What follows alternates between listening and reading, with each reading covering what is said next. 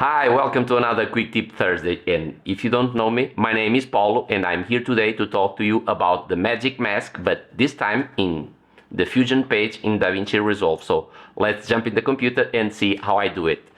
So here we are in the computer. As you can see, I have my famous bride here with the background blurred, and this was made using the magic mask, but this time if I go to the color page, we can see that in the color page in the node I only have this node, and this node doesn't have any magic mask in here. So this one was done in the Fusion tab, and this is what you need to do to have the same result as this one. So let's jump into the edit page. Let's try to redo this again. So let me put this clip in here. If you want to go to work with this clip in the Fusion page, we have to have this clip selected and then go to the Fusion page.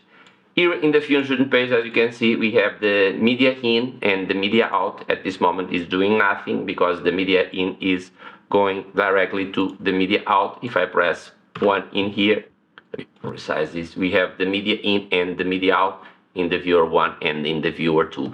So let's add the magic mask, and for doing that we come here to the effects. If you don't see the effects, it's over here in the top left corner over here.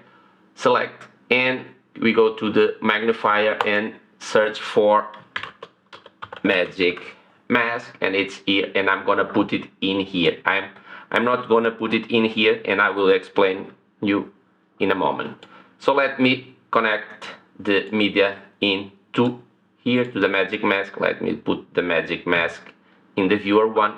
As you can see, I have the cursor is different now. It's this qualifier with the plus, so it's the same as in the color page. So let's make a selection for the magic mask to recognize, and it's done. So it's select, and you can refine this in here. You can select between faster and better. You can adjust all these parameters and can come here to the matte, choose the blur, everything. But the most important now is this here in here, because this is the tracking tools are the same, and this is for going to the frame. So this one is go to the first frame of the track area. This one is for going to the reference frame. This is the reference frame, and this one is going to the last frame. And here is for adding. If you want to remove something, you select subtract, and you notice that the qualifier has a minus. And here is for selecting an area, and here for deleting. And in here, if you want to clear the strokes, the current one, I only have one, or arrange, or all. And let's try to track this. Since I'm not in the beginning, I'm gonna track both ways, and this will take some time.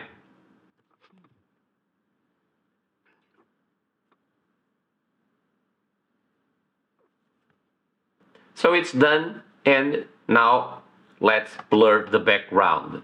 So let's add the blur here, and this time I'm gonna put it in here, and let me select and let me blur a little bit.